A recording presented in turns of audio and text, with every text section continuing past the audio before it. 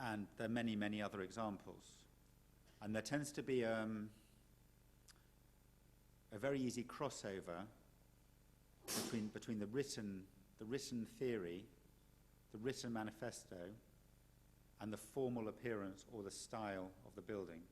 So in other words, in the case of the Pompidou Centre, they say it's got to be like this because we live in times of change, so the architecture has to have these bits you can add on and take off. And then what tends to happen after a while is the style that is bought and sold. So the architects tend to go on using the same style even if the theory behind it disappears. So in fact, there was a project of Richard Rogers I was thinking of including tonight, which he did recently, which is a luxury housing block in Knightsbridge in London. Very, very, very expensive, exclusive development with very high levels of security because the people who live there are kind of worried about being, attacked or kidnapped or whatever. So this thing is basically a fortress with super bulletproof glass and kind of ex-commandos doing the security and iris recognition when you're walking through the door and all this kind of stuff. And that is really the total opposite of the ideals of the Pompidou Centre, which is all about accessibility, about opening up the city to everybody, making these places so that the public can get on the big escalator and go up to the roof, of total openness. So Pompidou Centre is about openness, democracy. This project called One Hyde Park is about exclusiveness and exclusion. And yet, the basic architectural language of it is pretty much the same as the Pompidou Centre. So it has glass lifts. It has this idea that you expose the movement up and down the building. It exposes the structure of the building in the same way. So the written theory, the manifesto, was made into a style. The style remained, and the theory kind of fell away, and nobody really noticed. And that happened a lot of times, or you could see it in Daniel Liebeskind, who developed a certain kind of architecture for the Jewish Museum in Berlin, which was his first significant project, and he developed this architecture of kind of sort of anguish to represent the history of Jews in Berlin and the complexity of it and the terrible parts of it and also the other parts that were not terrible but still complex. But yet somehow he then became identified with this particular style, and he starts using it on shopping centres and museums of something else and pretty much everything. So again,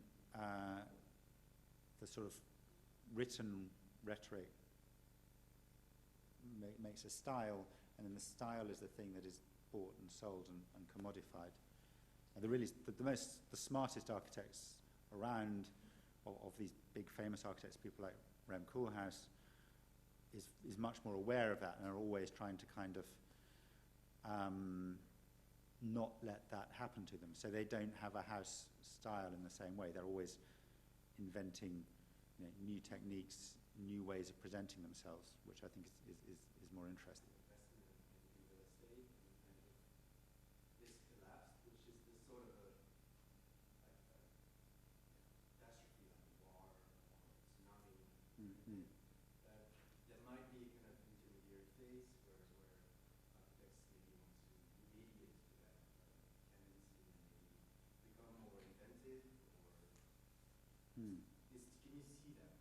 Yeah, I mean, I think something very clearly happened. Something very, very clear happened in the last 20 years, which is you had the phenomenon of the star architect, and you had the phenomenon of the iconic building, where a value was given to the spectacular appearance of a building and the brand name of the architect that went with it, which created a kind of marketable image beneath which all sorts of kind of speculation could happen. And it's a version of what I was saying with Dubai. You know, you build the Palm Island and make everyone look at the Palm Island, both as a kind of marketing device and as a front for whatever is going on underneath that you don't want people to look at so much. But so, you know, you might get I don't know, Santiago Calatrava to design an amazing sculptural bit of building as a kind of advertisement for a major development, and then you build the development, which is both might have kind of political aspects that you don't want people to discuss, and might also be somewhat deceptive financially. So you invest in the Calatrava, you invest in the piece of architecture that everybody looks at and gets excited about. That might be the kind of icon, the front for some much larger commercial speculative enterprise, which might have kind of undesirable social effects and which might actually be not quite such a good investment as it pretends to be. And in both cases, this use of architecture as pure image, as pure brand, is helpful. So, you know, we've seen that all over the world, this association of financial speculation with iconic architecture, and it's still going on, really. Well, it absolutely is still going on. But you know, we have at least seen what the ill effects can be, and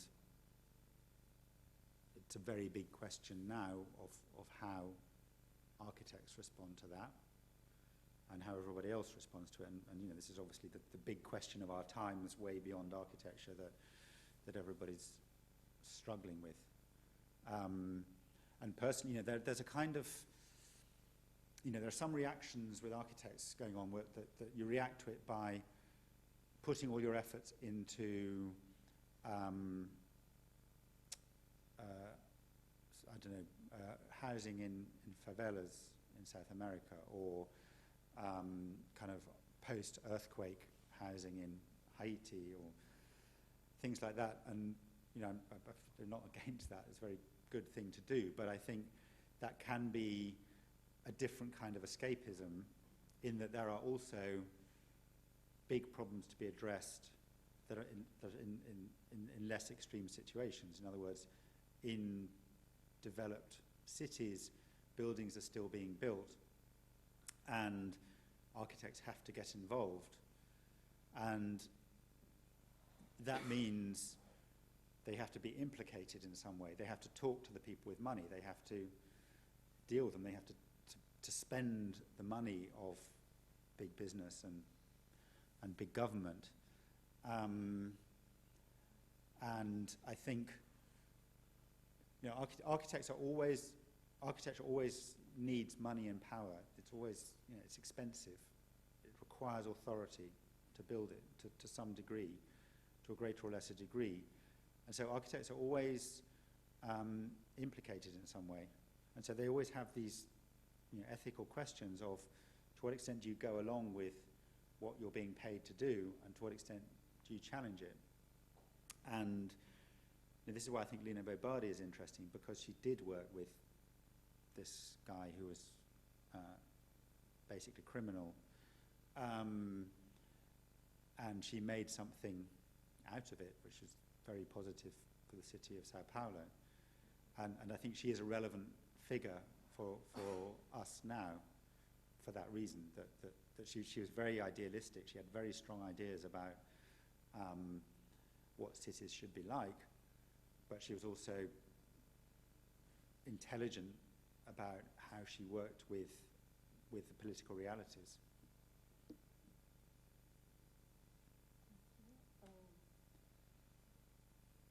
actually, do you think this is an ambivalence, no, in this fake area, because you would think that fake is ethically wrong, true is good. But on the other hand, even as an architect or from an architect point of view, if you don't manipulate up to a certain point your clients or even the mission you're given, you might easily find yourself in a sort of position where you can little more than a technician, and you might easily find yourself manipulated by constraints that are given by budgets, by what people want to show through your architecture, etc. So how would you?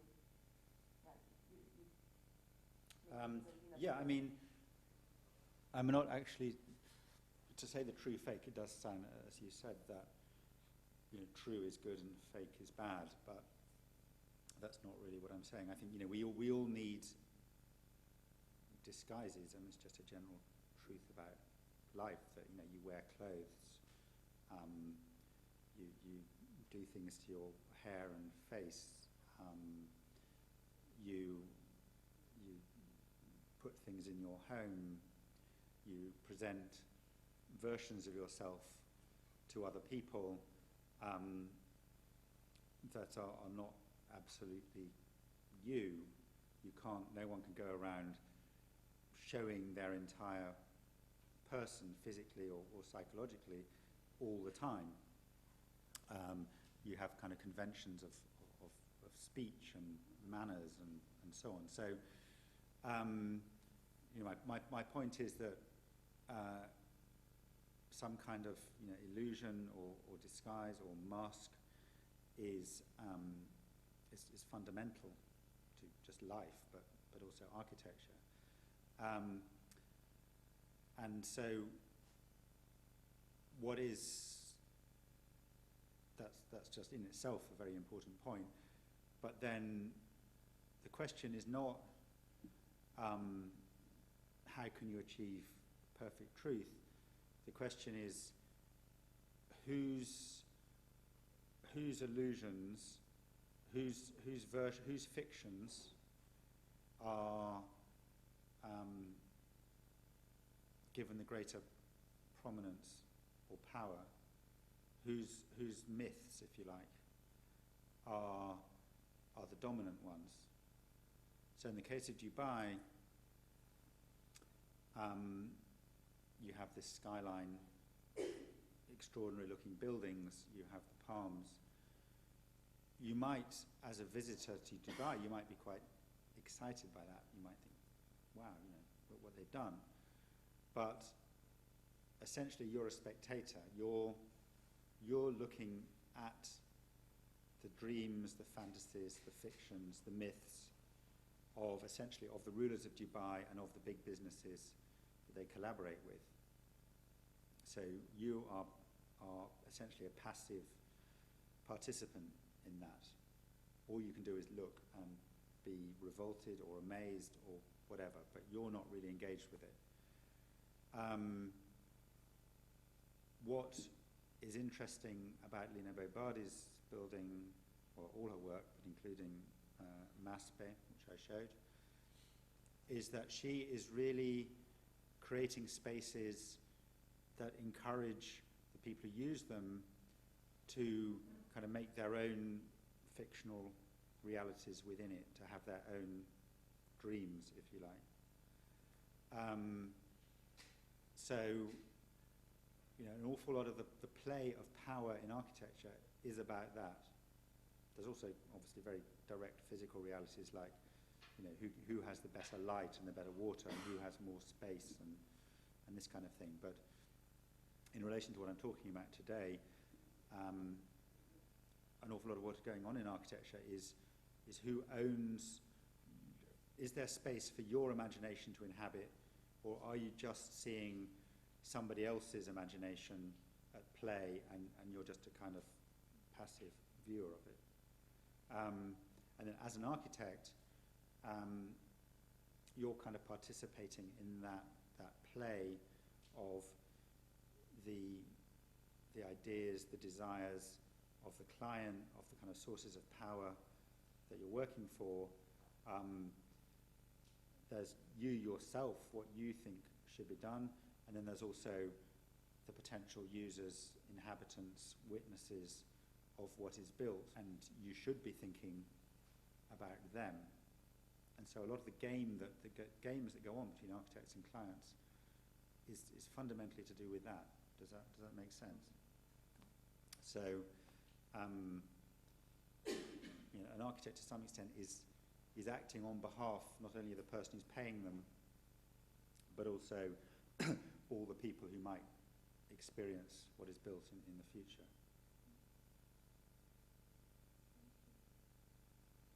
Which can involve a bit of game playing with the client, can involve a bit of, you shouldn't be defrauding your client, but it is probably necessary. I think probably all architects do this sometimes, of not quite giving the full explanation of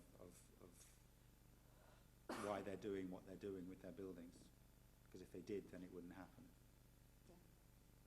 Yeah, that's a very important point. And again, that can be abused. That can be, if architects will get in the habits of not being completely straight with their clients, then that can very easily be abused by the architects. But that's what it's like all the time. There's this sort of necessity to, if you want to be ethical as an architect, to kind of keep hold of that idea, but you do have to some extent, play some games with clients to do that.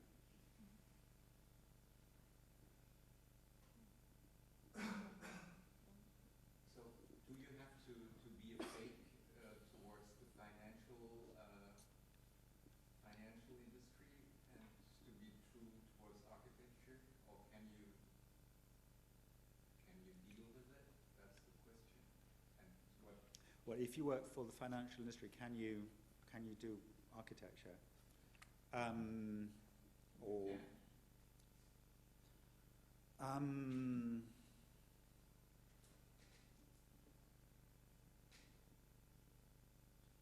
Yeah, I think there are probably quite a lot of situations in which you can't. Sorry, the London district you showed, Notting Hill. Yeah, I mean that was built for speculation. That was before the 70 crisis.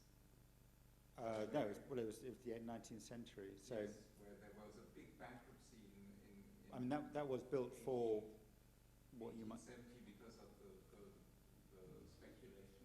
Yeah. And then everything broke down for about 30 years.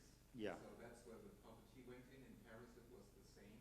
Mm-hmm. In Vienna it was the same. And all this architecture changed at that time because the people who had constructed it couldn't deal with it anymore, so it changed. The inhabitants